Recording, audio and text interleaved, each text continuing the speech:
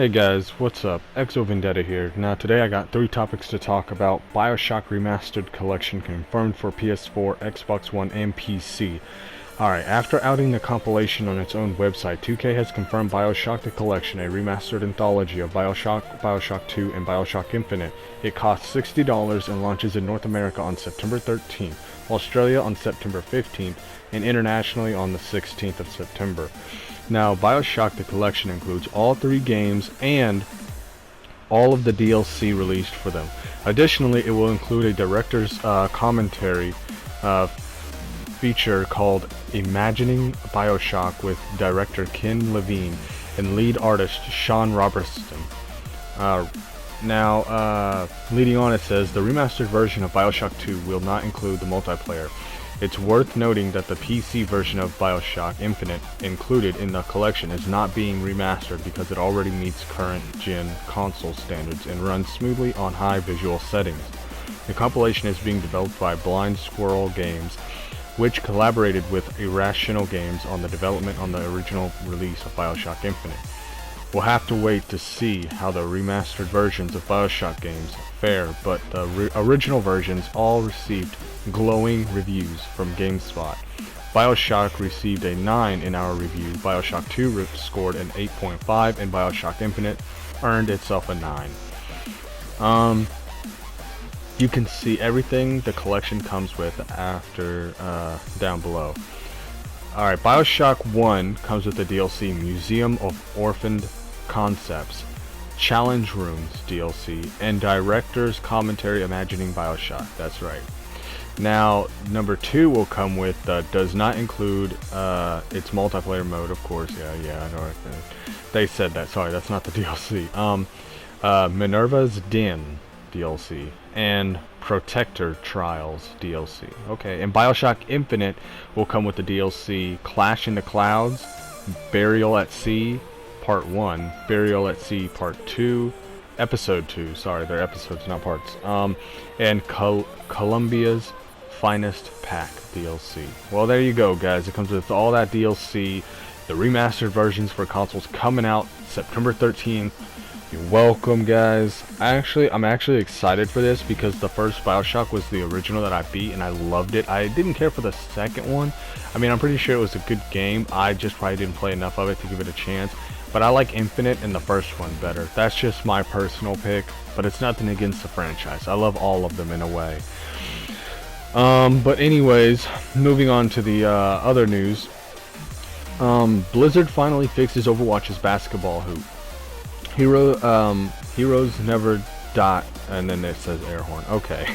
One of Overwatch's more captivating activities, punching and shooting the basketballs in the game's transports while waiting for a round to start, is now out of beta. The latest update to the game finally recognizes when you successfully score a basket. Prior to the most recent update to Overwatch, tossing a basketball through the game's basketball hoop was a bit anticlimactic. Personal satisfaction from scoring a rare shot was your only reward, but now landing a 2-pointer elicits a burst of confetti and appropriate sound effects.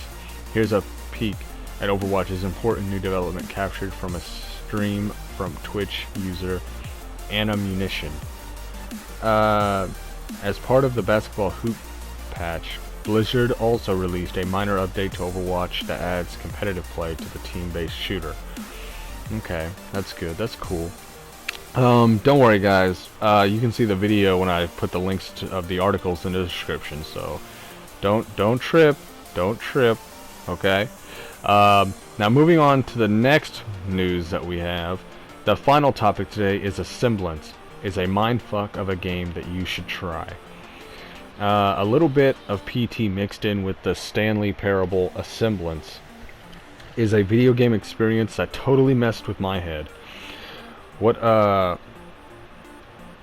Asemblance does really well is ambiguity.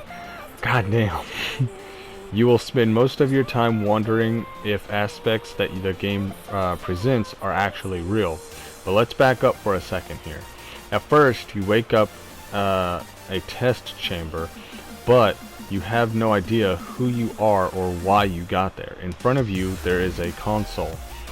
From there, you can interface with an AI who walks you through a series of recollections, some happy and some, well, let's just say they are repressed for a reason.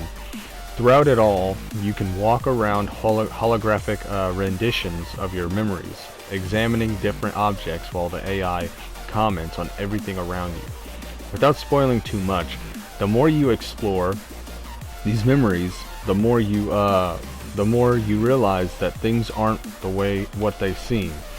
I've spent a couple of hours in the game, and I still can't even concretely tell you who you're actually playing as, nor am I 100% on the events leading up to the game. This mindfuckery is appropriate when you consider that the game is influenced by things like Black Mirror and the Twilight Zone. Now, getting to an ending in Asemblance doesn't take much time, but really the act of playing it is only a part of the whole thing. There's also a whole ARG component outside of Asemblance, and it involves going to the websites, sending emails, and watching videos. Parts of Asemblance are intentionally designed around the idea of social interaction and cooperative puzzle solving, said Niles Sankey, a developer who worked on Asemblance. Sankey and the rest of Nilo Studio, the folks behind Asemblance, are industry veterans. Sankey used to work at Bungie, and other staffers hail from Visceral Games. First-person games often struggle with identity of the player, and we know that firsthand from Halo and Destiny. So we just wanted to experiment with that and see how far people might go to define themselves. Given a variety of context clues, Sankey said, the fiction is set up to work for a number of correct interpretations. But this is all up to the player to string together. In the end, it's something of a commentary on memory and truth. Sometimes we base our truths on interpretations of what we believe we remember. Over its development, parts of the game also became a commentary on subjectivity versus objectivity, which is why Asemblance Labs, the fictional company in the game, has the slogan, "In Pursuit of Objectivity." Fictionally, Asemblance Labs was built to seek truth free of subjective interpretations. The human mind is awesome in that way, far too susceptible to outside influences, to them true or not. Reaching an end in Asemblance also does not concretely give you answers. For that, you'll likely have to seek out some of the online community talking about the game, or if you're like me, you'll probably end up replaying segments of the game over and over again, in the hopes of finding something new. In this way, Asemblance mirrors its subject matter well. Memories become malleable, unreliable, discrete, prisons that, if you're not careful, can easily trap you. Asemblance is out on PS4 and PC for $9.99.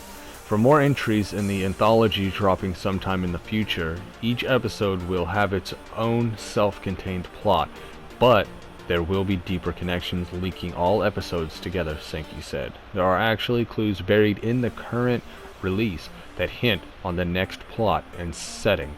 Oh shit.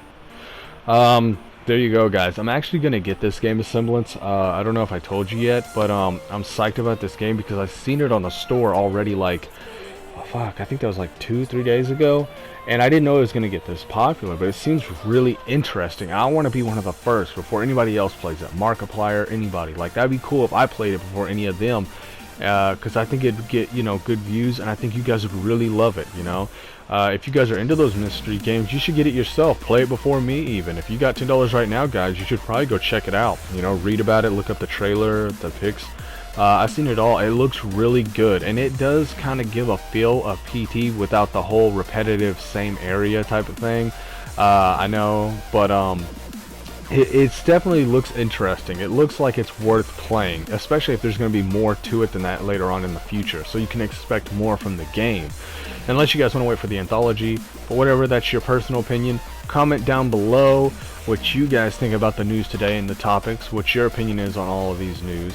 The articles, I'll have links to those in the description below, along with my Twitter and Instagram if you guys want to follow me there. Twitter is where you stay posted whenever I stream or upload. Instagram is just a social media if you want to follow me on there. You know, you can see me, my girl. You can just, you know, check me out on there. Anyways, guys, hope you enjoyed. I don't want to keep your time anymore. As always, EXO out.